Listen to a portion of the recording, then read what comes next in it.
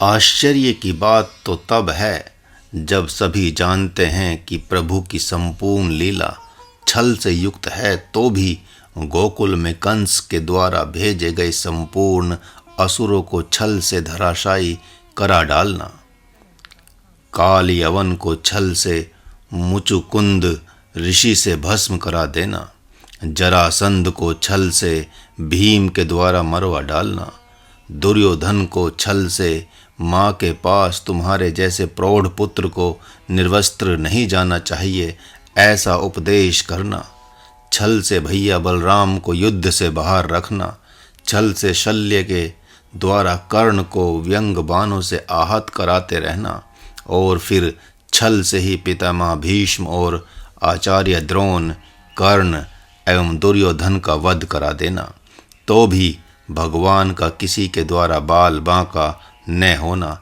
यह सिद्ध करता है कि उनके संपूर्ण व्यवहारों में एक भी ऐसा व्यवहार नहीं है जो धर्म संगत न हो। इसी से भगवान कहते हैं, कर्म अकर्म के साथ साथ विकर्म को भी जानना चाहिए। असत्य कब कहाँ किस पात्र के पास सत्य कहलाता है यह भी जानना चाहिए। वैसे ही अहिंसा, अस्तेय, अपरिग्रह तथा ब्रह्मचर्य भी कब कहाँ किन किन पात्रों के पास हिंसा, स्तेय, परिग्रह तथा अब्रह्मचर्य हो जाते हैं, इसे भी जानना चाहिए। इसे जानना ही विकर्म कहा जाता है।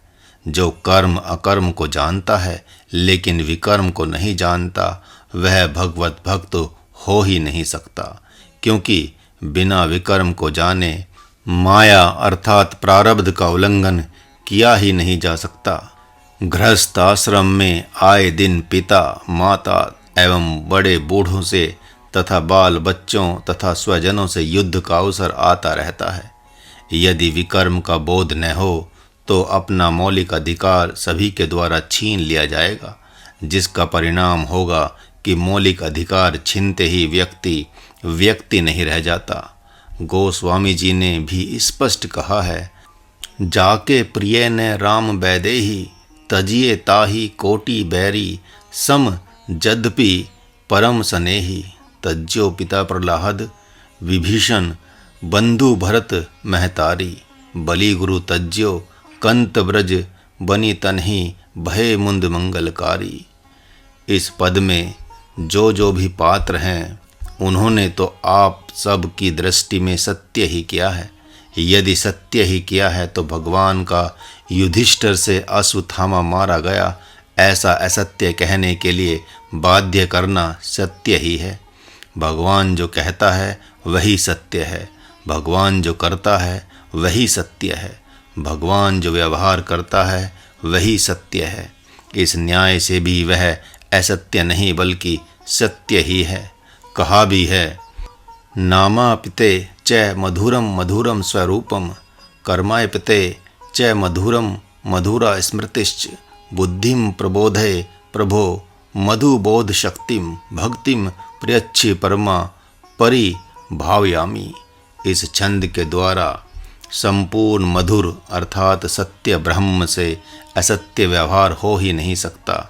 लोग तो उस समय भी करहार उठते हैं जब द्रोणाचार्य ने एकलव्य से गुरु दक्षिणा में उसके दाएं हाथ का अंगूठा ही मांग लिया था, जबकि वहां उन्होंने उसे चोरी करने का दंड दिया था। वह चोरी से उनकी धनुर्विद्या देखता था, फिर उनकी मूर्ति के सामने अभ्यास करता था, जिसका उल्लेख इसी भाष्य में विस्तार पूर्वक किया गया है। लोग तो उस समय भी हृदय को थाम लेते हैं जब द्रोणाचार्य के सेनापतित्व काल में स्वयं आचार्य द्रोण, कर्ण, अश्वत्थामा, दुशासन, दुर्योधन, कृपाचार्य आदि महारथियों ने अभिमन्यु को एक साथ छल करके मार डाला था। यदि इस प्रकार के छली सेनापति का छल से ही वध किया गया या कराया जाए तो वह अधर्म कैसे? सच तो यह है कि युधिष्ठिर को बिना भगवान के कहे ही स्वयं से इस विकर्म को स्वीकार करना चाहिए था कि अश्वत्थामा मारा गया। यदि नामधारी जी का या कोई अन्य व्यक्ति कहता है कि इस एक असत्य के कारण से सत्यवादी युधिष्ठिर के पैर का अंगूठा गल गया तो यह कम ही दंड मिला। अरे, उनका तो पूरा पैर ही गल जाना चाहिए था, उनकी तो वाणी ही गल जानी चाहिए थी, क्योंकि उन्होंने अश्वत्थामा मारा गया ऐसा कहने में बहुत देर कर दी थी। यही नहीं, जब बोला तो यह जानते हुए कि अश्वत्थामा नाम का हाथी मारा गया है, तो भी नरो व कुंजरो कह दिया। एक तरफ तो महाराज युधिष्ठिर भगवान को साक्षात भगवान के रूप में भी देखते हैं और दूसरी तरफ अर्जुन की तरह ही कहते हैं कि झूठ बोलना तो पाप है माधव, पाप है। फिर तो उनकी दृष्टि में भगवान झूठे हैं। छी, धिक्कार है उस सत्य को जो कि भगवान में असत्य देखता है। धिक्कार है उस सत्यवादी को जो शिशुपाल की तरह ही भगवान को युद्ध के मैदान में असत्य सिद्ध करना चाहता है, लेकिन असत्य सिद्ध न कर सका, बल्कि स्वयं असत्य सिद्ध हो गया। नरो व कुंजरो, नरो व कुंजरो, नरो व कुंजरो कहकर अपने को सत्यवादी सिद्ध करने वाला ऐसा सत्यवादी कैसा जो किसी के दबाव में आकर असत्य बोल दे। यह भी जान लेना चाहिए कि जो विकर्म को नहीं जानता उसका सत्य कभी न कभी असत्य होकर रहेगा, उसकी अहिंसा कभी न कभी हिंसा रूप होकर रहेगी। हिरण्यकश्यपु के दबाव में प्रहलाद ने तो असत्य स्वीकार नहीं किया, जबकि उसने उनका वध करने के लिए क्या क्या प्रयत्न नहीं किया। भक्त प्रहलाद एक असत्यवादी पिता के कहने से दबाव में आकर असत्य नहीं बोलते, लेकिन महाराज युधिष्ठिर भगवान के दबाव में आकर असत्य बोल दें तो यह कहाँ की बात सिद्ध होती है। उनसे विशेष सत्यवादी तो महात्मा अर्जुन निकले, जिन्होंने स्वजनों से युद्ध करना भी महापुण्य है ऐसा भगवान से जब सिद्ध करा लिया तब युद्ध किया। और उस महापुरुष का संपूर्ण प्रश्न आज मानव मात्र की आत्मा बना हुआ है। यदि भगवान असत्य थे तो अर्जुन की तरह युधिष्ठिर नट क्यों नहीं गए? कम से कम नट गए होते कि अश्वत्थामा मारा गया, यह कहना सत्य कैसे है, तो इसके लिए भगवान विस्तार से बताते, जो गीता जी का ही दूसरा भाग कहलाता, लेकिन वह तो सर्वथा सत्य ही था, क्योंकि श्री रामचरितमानस में स्पष्ट कहा गया है कि 14 पुरुष मरे हुए की गिनती में आते हैं। कौल काम बस कृपिन विमूढ़ा, अति दरिद्र अजसी अति बूढ़ा, सदा रोग बस संतत क्रोधी, विष्णु विमुख श्रुति संत विरोधी, तनु पोषक निंदक अघखानी, जीवत सौ सम 14 प्राणी। अतः भगवान ने बहुत सूक्ष्म दृष्टि से कहा था कि अश्वत्थामा मारा गया। कह दे महाराज, कह दे आचार्य से कि हे आचार्य, जिस पुत्र मोह में आकर आप अपने ब्राह्मण धर्म को भूलकर, आचार्य धर्म को भूलकर हमारे जैसे अपने चरणों के अनुरागी शिष्यों से युद्ध कर रहे हैं, वह अश्वत्थामा तो मर ही गया है, फिर आप किसे संतुष्ट करने के लिए युद्ध कर रहे हैं? नहीं नहीं, ऐसे मरे हुए पुत्र से आप मोह न करें और युद्ध का परित्याग कर लौट जाएं। यहाँ तक थोड़े में ही आप सबका तथा नामधारी जी का उत्तर दिया गया, जिस पर पुनः पुनः भली भांति चिंतन कर विचार कर युधिष्ठिर के सत्य को नहीं बल्कि भगवान के सत्य को स्वीकार करें। भगवान बुद्ध एवं युधिष्ठिर का सत्य जो गृहस्थ आश्रम के लिए कभी कभी असत्य है, उसे स्वीकार करने से ही आज सदियों से यह आर्य भूमि अनार्यों की भूमि सी प्रतीत हो रही है। आज तथा कथित युधिष्ठिर घर घर में सत्य की दुहाई देते फिर रहे हैं, लेकिन वे भगवान श्री राम को भी बाली के वध को लेकर, शंबूक नामक तपस्वी के वध को लेकर, भगवती सीता के वनवास को लेकर कटघरे में खड़ा करने से चूकते नहीं हैं, जबकि कभी किसी काल में भी प्रभु द्वारा किया हुआ वह कृत्य निंदनीय नहीं है, जिसका समाधान इसी गीता भाष्य में जगह जगह पर किया गया है। आप सभी को इन प्रश्नों का उत्तर पाने के लिए या तो सांगोपांग महाभारत एवं वाल्मीकि रामायण आदि ग्रंथों को स्वाध्याय के रूप में पढ़ना चाहिए, या आप्त काम संतों से सत्संग द्वारा समाधान करा लेना चाहिए। अब इस मंत्र के द्वारा हम सब युद्ध के मैदान में चलकर यह देखें कि भगवान अपने परम प्रिय शिष्य से क्या कहना चाहते हैं। प्रभु कह रहे हैं कि हे पार्थ, तुम कर्म और अकर्म के स्वरूप को भली भांति जानते हो, अतः विकर्म को भी भली भांति जान लो। माँ कुंती तो विकर्म को भी भली भांति जानती हैं। इसी से तो उसने स्वयं मुझसे भी कहा है कि हे माधव, इन पांचों अर्थात पांडवों को तो आप जन्माए हैं, अतः आप यह ध्यान देना कि ये स्वजनों, गुरुजनों तथा पितामहों को विपक्ष में खड़े देखकर कहीं मोह या शील संकोचवश युद्ध से भाग न खड़े हों। हे पार्थ, तुम पितामह और गुरुजनों का उपकार मान रहे हो। क्या ये लोग नहीं रहते तो तुम लोगों को अस्त्र शस्त्र की विद्या नहीं मिलती। अभिमन्यु को तो अस्त्र शस्त्र की विद्या मैंने ही दी है, तो क्या तुम लोगों को नहीं दे सकता था। क्या उपकार कर दिया इन लोगों ने तुम्हारा। रोटी पानी तो ये हस्तिनापुर से पाते थे, अतः शिक्षा दीक्षा देना इनका परम कर्तव्य हो जाता है। अरे तुम इनके उपकार को तो पैनी दृष्टि से देखो, जो अपकार का भी अपकार है। इन लोगों ने एक ऐसे साम्राज्य का गठन किया जिसका राजा महामूर्ख, महादुष्ट एवं महापापचारी दुरात्मा दुर्योधन है। अतः पितामह भीष्म ने हस्तिनापुर की सुरक्षा करके भी असुरक्षा ही की है। फिर भी इनके द्वारा हुए अकर्म को कर्म ही देख रहे हो। यह राजतंत्र की विडंबना है कि धृतराष्ट्र जैसे दृष्टिहीन राजा ने अपने पुत्र दुर्योधन को अंगदेश ही दे दिया था, जिसे अवसर पाकर उसने कर्ण को दे दिया। इस साम्राज्य में छीना झपटी तो पहले से ही होती आई है, जिसे इन गुरुजनों तथा पितामह ने भर पेट अपनी आंखों से देखा है। बहुत उपकार कर दिया है तुम लोगों का इन लोगों ने। अरे इन्होंने कुछ भी नहीं किया है, जो किया है वह तो करना ही नहीं चाहिए था। अतः इनके कर्म से उपकार नहीं हुआ, बल्कि हानि हानि हानि। इनके कर्म से तो हानि ही हुई है। धर्म की स्थापना तो हुई ही नहीं है, और जिस कर्म से धर्म की स्थापना नहीं हुई वह कर्म कर्म नहीं अकर्म है। अर्थात इन्हें तो कुछ करना ही नहीं चाहिए था, बल्कि धृतराष्ट्र और दुर्योधन के नहीं मानने पर वन को चले जाना चाहिए था। हे पार्थ, सच पूछो तो जो महाराज शांतनु ने किया वही पितामह भीष्म ने किया। जब जीव किसी जीव की प्रतिज्ञा में आबद्ध रहता है तो ब्रह्म की प्रतिज्ञा उसे प्राप्त नहीं होती। भगवती गंगा से प्राप्त हुए पुत्र भीष्म के यौवन के साथ जो खिलवाड़ काम में आसक्त होकर शांतनु ने किया कि इन पितामह जैसे पुत्र के जीवन की तरफ भी नहीं देखा और न ही हस्तिनापुर की भविष्य की तरफ देखा, ठीक वही खिलवाड़ हस्तिनापुर के साथ पितामह भीष्म ने भी किया है।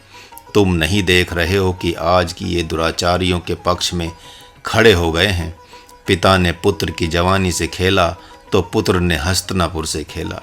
इन दोनों में क्या अंतर है। अतः हे महाबुद्धिमान, तुम इनके संपूर्ण कर्म को अकर्म रूप ही देखो और विकर्म के लिए खड़े हो जाओ। इनको इनके संपूर्ण कुकृत्यों के लिए दंड देना ही विकर्म का पालन करना है। यदि तुम सोचते हो कि महात्मा विदुर जो महाकर्ता है, महाबुद्धिमान है, वे दरवाजे पर धनुष बाण रखकर वन को क्यों चले गए, तो इसका उत्तर है कि वे मुझे पाकर मेरी प्रेरणा से वन को चले गए। समझाते बुझाते इन लोगों के नहीं मानने पर अपने धर्म को देखते हुए ही वन को चले गए। उन्होंने अपने पद के अनुरूप ही काम किया है, और एक ये है कृपाचार्य जो कुल गुरु के पद पर रहते हुए भी यज्ञ करने कराने की जगह धनुष बाण उठा रखे हैं। हे पार्थ, ये सब कर्ता नहीं है। इन लोगों को तो कर्ता न कहकर दुष्कर्म का कर्ता ही कहा जाएगा, अर्थात इनके कर्म का कोई अर्थ ही नहीं है। किन्हीं किन्हीं विद्वानों ने ऐसा अर्थ किया है कि जो कर्म नहीं करना चाहिए फिर भी जो उसे करता है तो अकर्ता होने का फल उसे नहीं मिलता, अर्थात मानो उसने कुछ कर्म किया ही नहीं। इस न्याय से तो उसे हिजड़ापन का दोष लग जाएगा। इस न्याय से तो भी पितामह भीष्म को नपुंसक होने का दोष लग गया है। यह मंत्र बड़ा ही गूढ़ार्थ लिए हुए है, अतः ब्रह्म जिज्ञासुओं को सावधानी पूर्वक इसके स्वरूप पर चिंतन करना चाहिए। पुनः एक बार इसे देखें। कर्म, शास्त्र जिसे करने को कहता है उसे कर्म कहते हैं।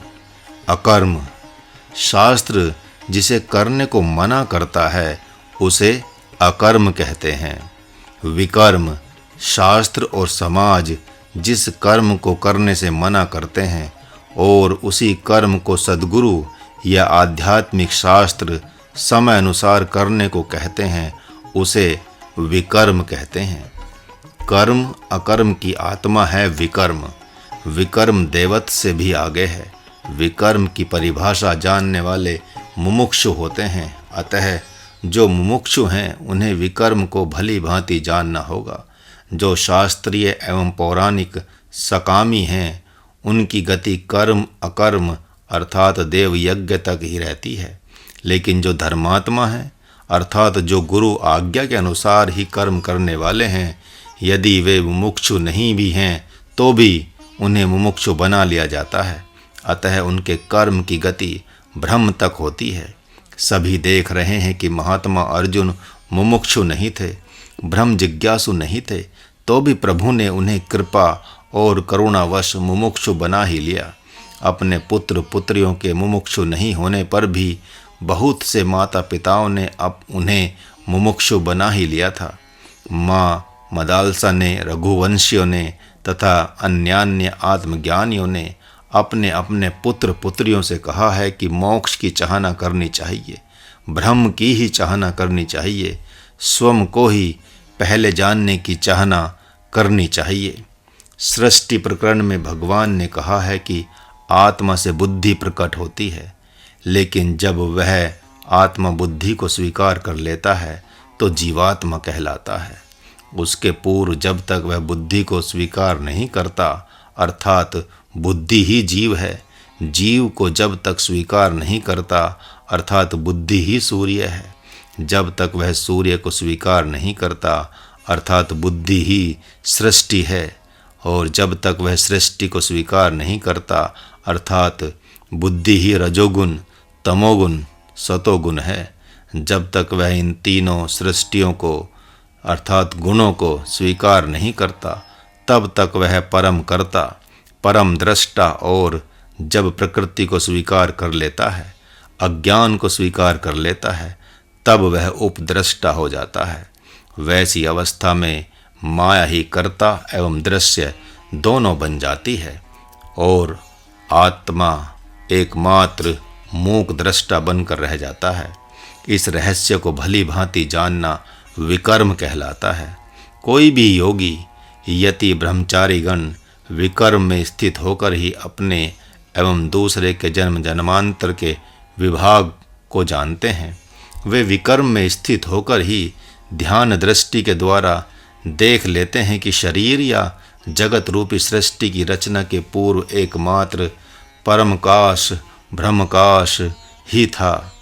उस समय स्वयं से ही हमने संकल्प लिया कि मैं एक से अनेक हो जाऊं। ऐसा संकल्प करते ही सर्वप्रथम जीव रूप बुद्धि की सृष्टि हुई। जब उस वृद्धि और उस सृष्टि को स्वीकार किया, तब कौतूहलवश मैंने इधर उधर देखा।